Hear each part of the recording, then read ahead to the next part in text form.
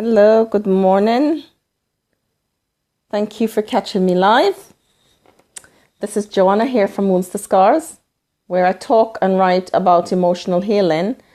I'm especially passionate about healing that's connected to the Word of God, setting you free by showing you through scriptures how relevant the Word of God is to whatever situation that you're experiencing, whatever you're going through, whatever you have been through.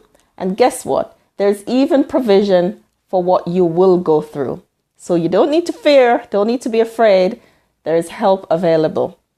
So I want to jump right in. I'm talking about hello and thank you for joining. Welcome. Good morning. Please do share. I'm talking about the power of positive self-talk. I realized last week that one of the most searched for topic on my website, woundstoscars.com, was people wanting to find out how to manage emotions after negative feedback. And now that is a really difficult thing to do, because sometimes feedback is coming from a place that is not positive, that is not right and good, and people are coming from a place of bitterness and anger and dealing with their own stuff, and out of that they'll give you feedback. But if you're secure in yourself and who you are, that negative feedback will not harm you in any way. It will not cause you to lose your grounding. So that's what I want to spend the week looking at, because I know it's an issue for a lot of people. So the power of positive self-talk. And I'm going to also help you tomorrow to reframe negative messages, to those negative feedback that you receive, to reframe those and use them to your advantage, as opposed to let it disarm you and let it cause you any kind of hurt or further injury. Because sometimes people do that because they want to kind of shift your foundation. They don't like your confidence. They're threatened by you and the things that you do and how you do it. They're threatened by your skills that they don't have. And so in order to attack you, they give you negative feedback. So negative feedback is not always coming from a good place. However, there is a lot that you can learn from it. There's a lot that you can take from negative feedback.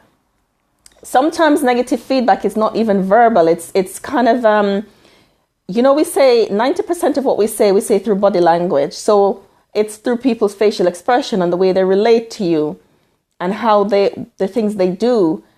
I remember when I got my first job working in addictions with people who have alcohol problems, and my manager just didn't like me.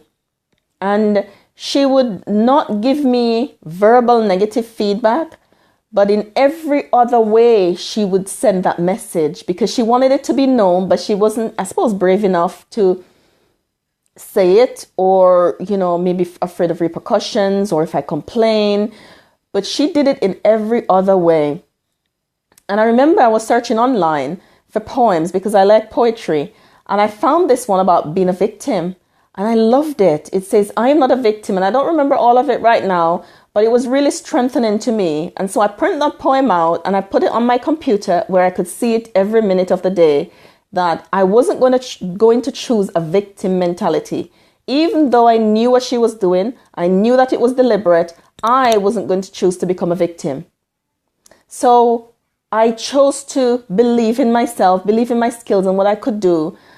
And I also chose to take what was good from whatever feedback was given, whether it was through third party coming from her or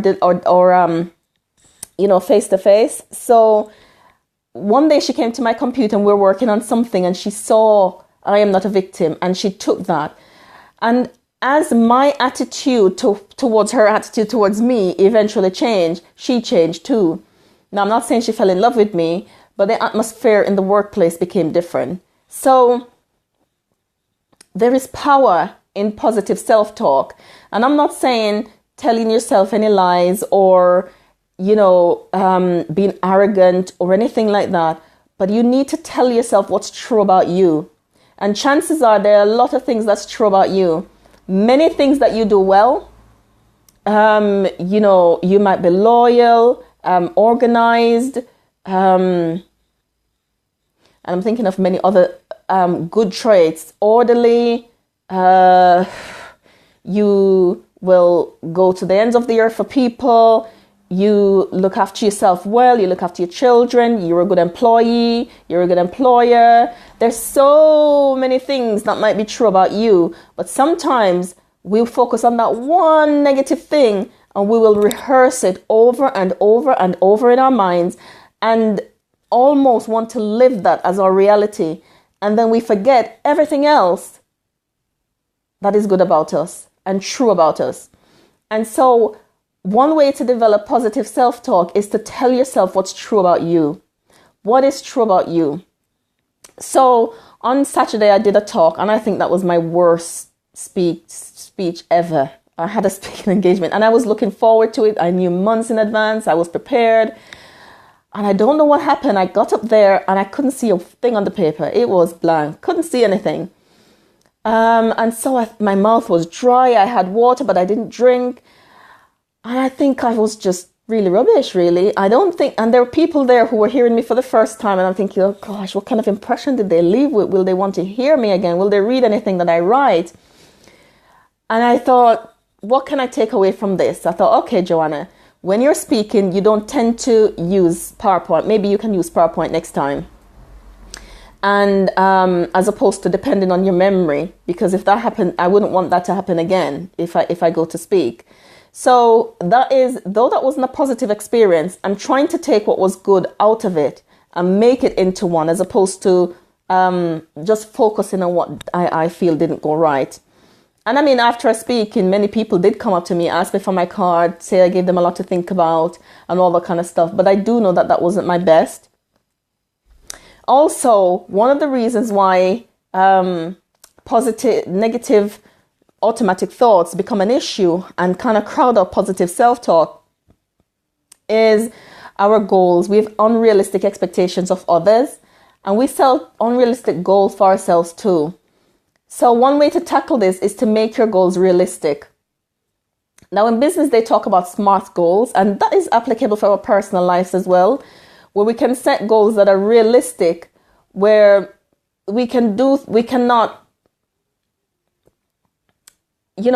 put the bar so high that we know really we will never reach it, but we try to put it high anyway.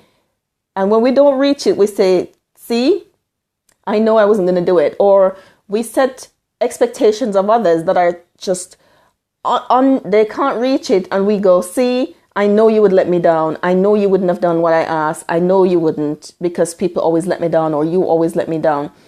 And so we do these things because we know that it's going to happen. What I'd like to challenge you to do is to begin to cultivate something else. Begin to cultivate something else by, for example, setting realistic goals, making your goals realistic, and even, cultivating it. When you put the seed in the ground, it's really tiny, and you cover it with earth, and you water it, and you nurture it, and you pull out any weeds that are around it, and it's in the sunlight, and it starts to grow. And you see that first shoot, and then it grows bigger because you're nurturing it more, because you're excited about that first little green shoot that you see. It's going to be the same thing with the power of positive self-talk. You're going to have to plant a seed and nurture it. So how do you begin to cultivate it? As I say, setting realistic goals. So start with a small one. Start with a small goal and then grow it. And as you reach that small goal, and for everybody, I imagine that will be different. For me, what I'm going to do is do PowerPoints. Take PowerPoints, take my laptop with me, ask the people who invite me to speak to have facilities for me to be able to use that. And even if they don't, then I can use my laptop. Now, I didn't really like to do that. So that's why I take my paper, in old school way. But, those are some of the things that I'm going to put in place to ensure that, to prevent that from possibly happening again. Now, anything is possible. So I won't allow myself to crash if it happens again, but I'm going to put things in place to prevent that. So then you could probably start, if you think about the areas in your life where you tend to do that, if it's expectations of your children, for example, and you think, oh, these kids, they're disobedient, they're disrespectful, They never do what I ask them to do. Try asking them to do something small. Try with a small request and grow it from there. And when you start with a small request, they might begin to, do it, to comply. For example, if you want them to put the clothes away, take the clothes out the dryer and put them away. Maybe you could do it with them and help them fold it, or fold it with them and ask them to put them in the right place. So that's a way of managing expectations of your children and helping them, and they'll meet your expectations, and everybody's happy. If it's in the workplace, maybe check out your to-do list. Is it too long? Are you taking on projects that is too big? Or is it that you need to learn to say no? And will that help you to set your goals and to reach them, so that you can manage positive, your negative automatic thoughts, and begin to feel different about yourself? Because if our thoughts are not right, then our feelings won't be right either. That can damage your, affect your physical health as well. So this is a win-win situation all around. Okay, so that's setting realistic goals. Make them smart and measurable and realistic. Measurable means, as I give the example with your children, don't say, I need you to clean the house, or do your homework. Like, how much do you have? Can you do one now and one after supper? Or, make it realistic, make it measurable. Make it measurable so that you will know when you've accomplished your goal. Because sometimes unrealistic goals is so big that we might not accomplish it for now. So make it measurable and realistic. Set yourself a time frame and make the goal small enough that you can reach it. If it means that, if, for example, your family might complain that the fridge is always empty, if you're a woman and you think, I never go shopping on time, but I work full time and I have to come home and cook, I don't have time. Maybe you can set yourself a goal to do the shopping online on a Wednesday, or you're going to do the shopping on a Thursday afternoon, or it might be that you're going to ask for help. You're going to ask for help, set a schedule, and sometimes you might go shopping, sometimes somebody else might do it.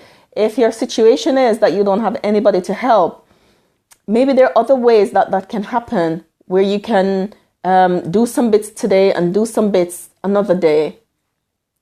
If it's managing projects at work and things at work that always seem to get you down and you're not able to measure it, maybe start to time yourself. How long is it going to take me to do this task? I want it to take me an hour to complete this task.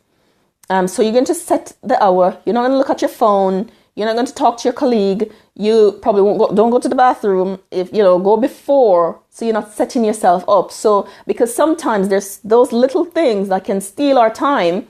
The hours pass slipping by rapidly, and you're realizing that you're not going to meet the goal because you've chatted with the friend at the photocopier, you've said hello to somebody else, you rang somebody in another department, you went to the toilet a few times, and then you take a coffee break, or do other things that wasn't going to be you working on your project.